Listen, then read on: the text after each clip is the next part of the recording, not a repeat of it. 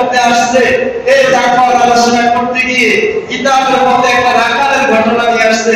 হযরত ওমর রাদিয়াল্লাহু তাআলা ছদ্মবেশে ঘুরে বেড়াতেন। ওমর রাদিয়াল্লাহু তাআলা ছদ্মবেশে ঘোরার জন্য মরুভূমিতে চলে গেলেন। যাইয়া দেখে ছোট্ট এক রাখাল মহিষ চড়াচ্ছে, ছাগল চড়াচ্ছে, ভেড়া চড়াচ্ছে, বকরি চড়াইতেছে।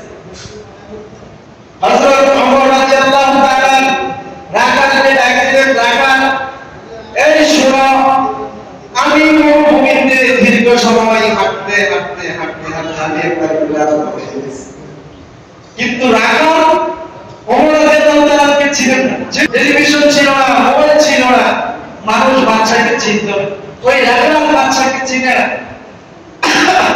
ওমর রাদিয়াল্লাহু তাআলা রাখালকে ডাক দিলেন, আমি মরুভূমিতে হাঁটতে হাঁটতে ক্লান্ত হয়ে গেছি, পানির পিপাসায় আমার যায় অবস্থা, তুমি তো এইখানে অনেকগুলি বকরি তুমি ছড়াইতেছ, রাখাল আমার নাম দেখো, এই ছাগল থেকে তোমার এই বকরি থেকে আমাকে একটু দুধ দহন করে দাও, বিনিময়ে আমি তোমাকে কিছু পয়সা দেব, কিছু দিনার দিব, কিছু দিরহাম দিব, তুমি আমার এই বকরি থেকে এক গ্লাস অথবা এক মগ আমাকে দুধ দহন করে দাও, আমার উপকার হবে, আর কিছু বিনিময় পাইয়া তোমার উপকার হবে।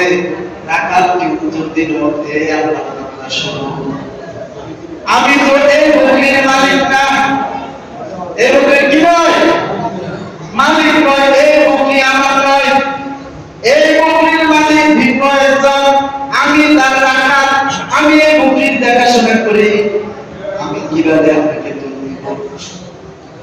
ওমর রাদিয়াল্লাহু তাআলা ভিন্ন প্রস্তাব দিলেন, আমার এখন যায় অবস্থা, তুমি একটা কাজ করো, এখানে তো অনেকগুলি বকরি, তুমি এখান থেকে একটা বকরি দুধওয়ালা বকরি আমাকে দিয়ে দাও, বিনিময়ে আমি বিশাল অঙ্কের টাকা তোমাকে হাদিয়া দেব, তুমি বিশাল বড় তোমার উপকার হবে, সাথে আমার উপকার হবে।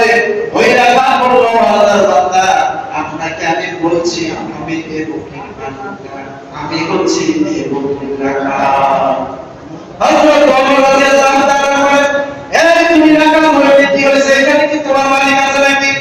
এই বকরি তো এখানে নাই, মালিকও দেখতেছে না, তুমি তো এই বকরির রক্ষণাবেক্ষণ করো, তুমি যদি আমাকে একটা বকরি দিয়ে দাও, তোমার মালিকও জানলো না, কেউ জানলো না, সুতরাং আমি আর তুমি ছাড়া পৃথিবীর কেউ জানে না, তুমি আমাকে একটা বকরি দিয়ে দাও।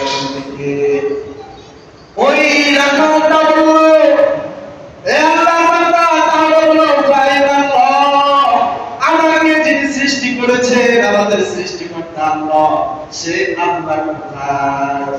এখানে যদি আমি আর তুমি হই, তাহলে যে আল্লাহ আমাকে সৃষ্টি করে খুব যদি নজরের সার্বক্ষণিক ইবাদত করতেছে, সে আল্লাহ কোথায়? বলো সুবহানাল্লাহ।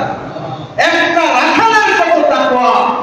হযরত ওমর রাদিয়াল্লাহু তাআলা বলেন, আমি তোমাকে পরীক্ষা করলাম, আমি এখানের বাদশা, আমার নাম হযরত ওমর। সুবহানাল্লাহ। যুবক কেটে দিয়েছে একটা রাখালের এত পরিমাণ তাকওয়া, আল্লাহু আকবার। একটা রাখালের তাকওয়া কি পরিমাণ হচ্ছে, এই ভয়টার নাম হচ্ছে তাকওয়া।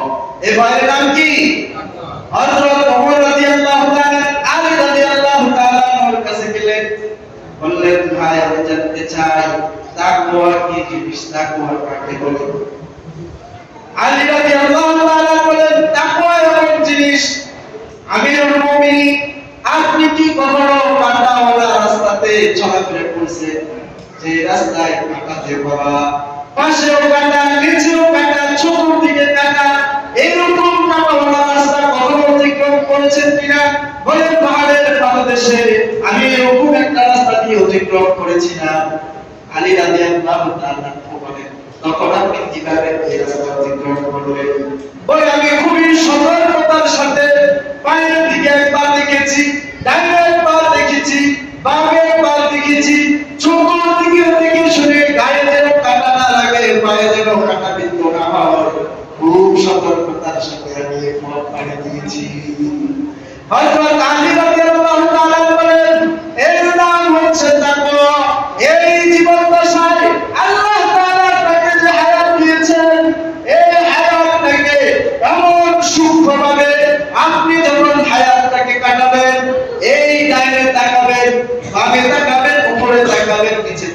সংসার করবেন, দোকানপাট করবেন, ব্যবসা বাণিজ্য করবেন, নেতাগিরি করবেন, খেলাফত প্রতিষ্ঠা করবেন, আপনাকে খুব ভালোভাবে সুদৃষ্টি রাখতে হবে, খুব ভালোভাবে খেয়াল রাখতে হবে যেন দুনিয়ার কোন ময়লা গুনাহ নামক ময়লা আপনার হাতে, আপনার পায়ে, আপনার অন্তরে, চিন্তার ভিতরে, চোখের মধ্যে, কানের মধ্যে, অন্তরের মধ্যে না আসে। খুব সতর্কতার সাথে আল্লাহ তাআলা আপনাকে যে হায়াত দান করেছেন, এই হায়াত অতিবাহিত করার নাম হচ্ছে তাকওয়া। সুবহানাল্লাহ। তাকওয়া কি? আল্লাহর ভয়